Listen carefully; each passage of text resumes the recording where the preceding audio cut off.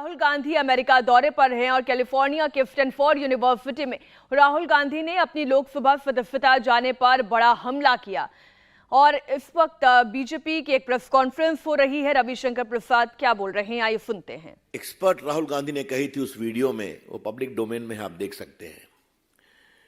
India would be lucky to grow at 5%। भारत भाग्यशाली होगा अगर 5% ग्रोथ रेट होती है, और भारत 7.2% 22-23 में, फास्टर देन जो एक्सपर्ट मैंने चर्चा की। मित्रों, राहुल गांधी विदेश में घूम रहे हैं। वो कहते हैं कि मैं नफरत के बाजार में मोहब्बत का पैगाम लेके आया हूं। राहुल गांधी, भारत की विकास यात्रा के खिलाफ आप नफरत का बाजार क्यों फैलाते हैं, अविश्वास का बाजार क्यों फैलाते हैं? Mr. Rahul Gandhi, I wish to respond to your loud claim repeatedly made that you seek to spread love and affection in an atmosphere of hatred. But why you are spreading a market of pessimism, of almost open public display of lack of faith in India's development story? तो आपका मोहब्बत का पैगाम एक बहाना है नरेंद्र मोदी की अगुवाई में भारत के विकास के खिलाफ दुनिया में नफरत का बाजार फैलाना आपकी प्राथमिकता है।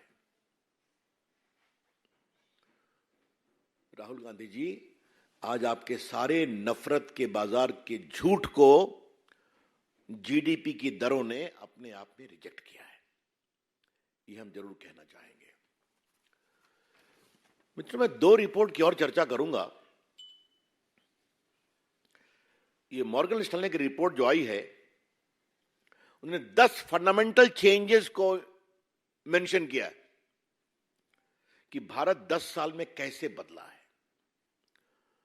और मैं पत्रकार मित्रों को विनम्रता से कहना चाहूंगा, कृपया करके मत भूलिए जो मैं पहले भी बोला हूं कि यूपीए सरकार में भारत की इकोनॉमी फ्रेजाइल 5 इकोनॉमी थी। याद है ना आपको? ये भी दुनिया के सारी बड़ी बड़ी इकोनॉमिक पावर हाउस बोलते थे। और आज भारत की इकोनॉमी नरेंद्र मोदी की अगुवाई में वर्ल्ड की टॉप 5 इकोनॉमी है, इंग्लैंड के आगे बढ़ चुके हैं। इसका कारण क्या है? और ये कोई 10 पॉइंट सिर्फ 1-2 के नहीं है। Tax reform, massive infrastructure boom, from roads to broadband to renewable energy, formal economy, one nation one tax, GST, despite Rahul Gandhi propaganda. क्या बोलते हैं जीएसटी को राहुल गांधी? गब्बर सिंह टैक्स ना बोलते थे। आज बताया कि कितना बड़ा सक्सेस हुआ है। डिजिटल ट्रांजैक्शन, ये मैं मॉर्गन स्टैनली की रिपोर्ट कह रहा हूं, from 4.4% in 2016 to 76.1% in just 7 years. और चूंकि थोड़ा इस मामले से मेरा जुड़ने का सौभाग्य मिला मोदी जी के निर्देश पर, तो आज भारत के इस डिजिटल ट्रांजैक्शन को देख करके बहुत ही अंदर से आत्मविश्वास जगा है देश को, और गरीबों को इससे फायदा हुआ है। Real estate reform, DBT model और बैंकिंग इंस्टीट्यूट रिफॉर्म्स, ये सारी बातें, फोकस ऑन एफडीआई वगैरह वगैरह। और इस रिपोर्ट में आगे क्या कहा गया है?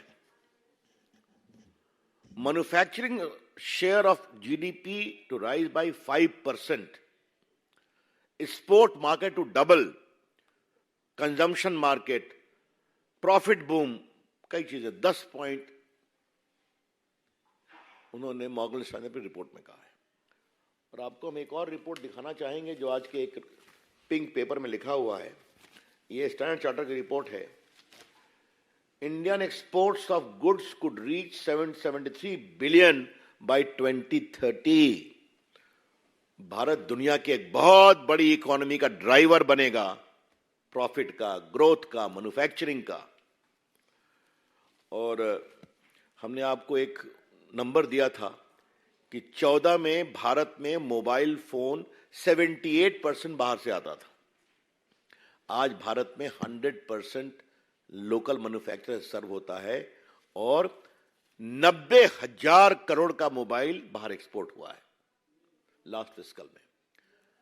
और इसका कारण भी आपको बताना चाहूंगा, ये एक रोचक खबर है इसलिए कि आप लोगों ने उसको मीडिया में बहुत कवर किया था कि जो एप्पल की 2 दुकान खुले हैं दिल्ली और मुंबई में, उसमें जितना सेल हुआ है वो आज तक के हिंदुस्तान के मोबाइल सेल का हाईएस्ट है एक महीने का, जबकि कोई दिवाली मार्केट नहीं है अभी। हम किसी कंपनी का यहां प्रमोट करने नहीं बैठे, लेकिन भारत बदल क्या रहा है? क्या किसानों की सेवा, हाईएस्ट एलोकेशन फॉर देम, क्या 11 करोड़ किसानों को 6,000 देना, 1 लाख करोड़ एवरी ईयर, क्या 80 करोड़ लोगों को खाना खिलाना, इत्यादि इत्यादि। तो भारत आज गरीबों की चिंता, उपेक्षितों की चिंता, वंचितों की चिंता, किसानों की चिंता, उद्योग की चिंता, इंफ्रास्ट्रक्चर की चिंता। इस बार के बजट में 10 लाख करोड़ खर्चा हो रहा है, आपको मालूम है, capital expenditure on infrastructure alone. तो भारत का सर्वव्यापी सर्वस्पर्शी आर्थिक विकास है। India's economic growth is all pervasive, inclusive. ये बहुत बड़ी बात हम कहना चाहेंगे। इसलिए आज ये बहुत ही बड़ा दिन है हमारे प्रधानमंत्री की अगुवाई में, जो भारत बदला है उसके लिए। और जो स्पॉन्सर्ड एक्सपर्ट्स हैं उनके सारे प्रेडिक्शन गलत साबित हुए।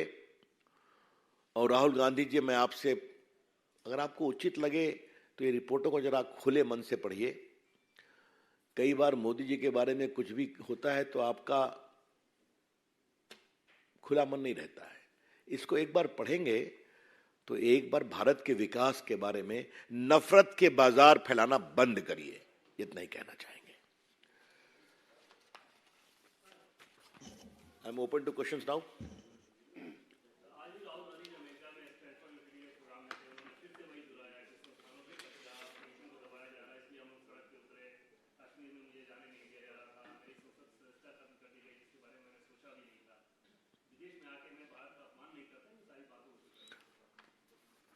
तो राहुल गांधी, क्या आपकी बात हिंदुस्तान में लोग नहीं सुनते हैं क्या?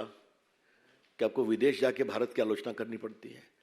विदेश में देश की आलोचना कम, अपनी बात कहते हैं आप, लेकिन आपने भारत की प्रतिभा और भारत की छवि को बदनाम करना राहुल गांधी ने अपना लक्ष्य बना रखा है विदेश में। नहीं, एक मिनट, तो ये कोई नई बात तो है नहीं।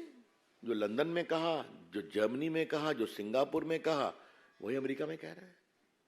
तो देश न सुनता है न सुनेगा। लेकिन इस बात की बहुत पीड़ा है कि जिस तरीके से उन्होंने संसद के बारे में कहा, क्या कहा था, आज भारत के संसद की वास्तुकला को दुनिया अप्रिशिएट कर रही, नई संसद को। उन्होंने क्या कहा था? It is a monument of arrogance. याद है ना आपको? इस पर क्या, वो नफरत है। मैंने फिर कहा था, राहुल गांधी ये सब क्यों करते हैं? क्योंकि नरेंद्र मोदी की लोकप्रियता और भारत के प्रधानमंत्री हैं वो, इसकी सच्चाई को स्वीकार नहीं कर पा रहे हैं।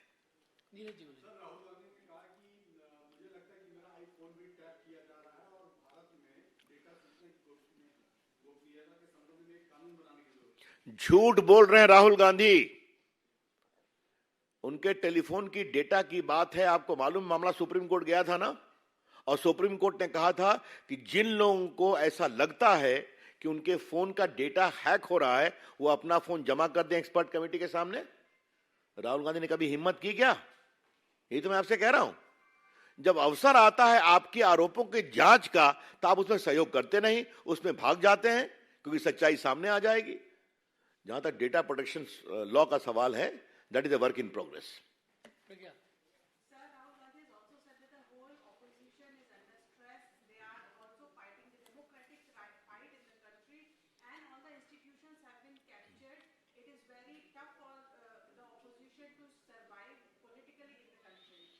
देखिए, आज का विषय भारत की अर्थव्यवस्था पर थी, लेकिन विदेश में बोला है तो मैं रिकॉर्ड ठीक करना चाहता हूं। भारत की नई संसद का इस तरह से तिरस्कार करना, यह इंस्टीट्यूशन का अपमान है।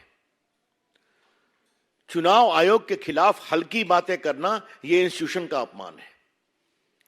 सीवीसी के खिलाफ हल्की बातें करना यह इंस्टीट्यूशन का अपमान है। सीएजे के खिलाफ 2G घोटाले में इन्होंने कितनी घटिया बात की, यह इंस्टीट्यूशन का अपमान है। और सुप्रीम कोर्ट के निर्णय पर दबाव में लाने की बात करना यह भी इंस्टीट्यूशन का अपमान है। बाद में जब सुप्रीम कोर्ट में कंटेम्प्ट हुआ तो माफी मांग के आप बाहर आए। यह है कांग्रेस पार्टी राहुल गांधी के इंस्टीट्यूशन का सम्मान, जो लोकतंत्र के लिए जरूरी है। मीडिया के बारे में वो क्या कहते हैं आप उनके प्रेस में देख चुके हैं, मुझे बताने की जरूरत नहीं है। एक मिनट। और जहां तक हमारे नेता प्रधानमंत्री जी का सवाल है, 3 मूर्ति म्यूजियम सिर्फ नेहरू जी के लिए रिजर्व था। आज जाइए, भारत के सारे प्रधानमंत्रियों की वहां पर तस्वीर लगी है, उनकी उपलब्धियां बताई गई हैं। चरण सिंह हो, देवेगौड़ा हो, नरसिंहा राव हो, IK गुजराल हो, गुलजारी नंदा हो, शास्त्री जी हो या नेहरू जी, इंदिरा गांधी हो, वाजपेयी जी हो, वहां अभी तक मोदी जी की नहीं है। तो ये हमारे संस्थानों का सम्मान की बात है जो मोदी जी करते हैं। और लास्टली, राष्ट्रपति के अभिभाषण पर 2 घंटा राज्यसभा में मोदी जी को बोलने नहीं दिया गया कांग्रेस के लोगों के द्वारा, आपको याद होगा ना। तो ये करते हैं वो संस्थाओं का सम्मान, और बाहर जाके विलाप करते हैं।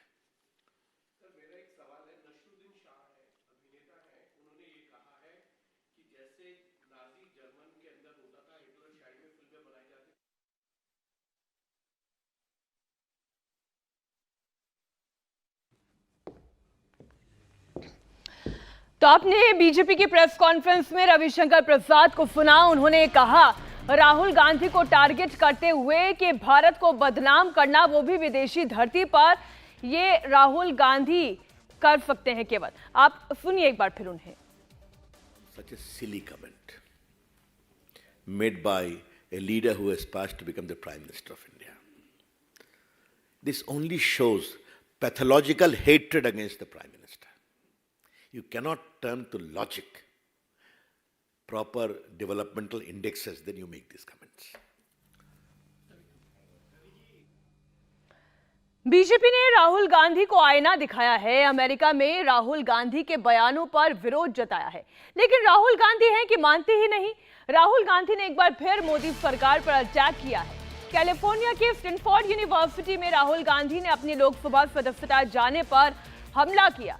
राहुल गांधी ने कहा कि उन्होंने सोचा भी नहीं था कि ऐसा होगा, उनकी सदस्यता जाएगी।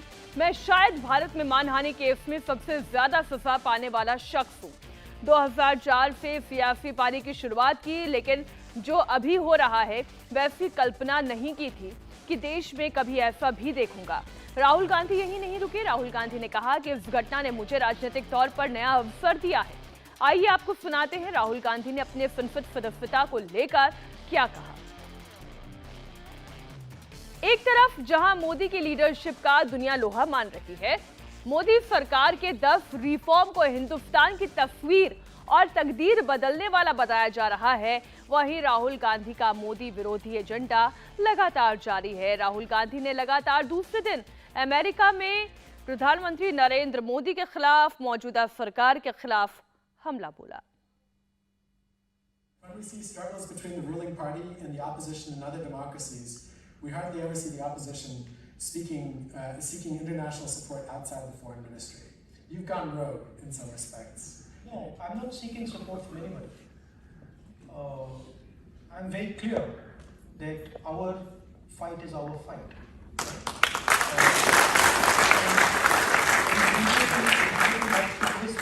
But no, I'm not seeking support from anybody. But there is a group of young students from India here, and I want to have a relationship with them, and I want to talk to them. I think it's my right to do it. India TV हर वक्त हर जगह download करने के लिए search करें India TV news Google play store या app store पर।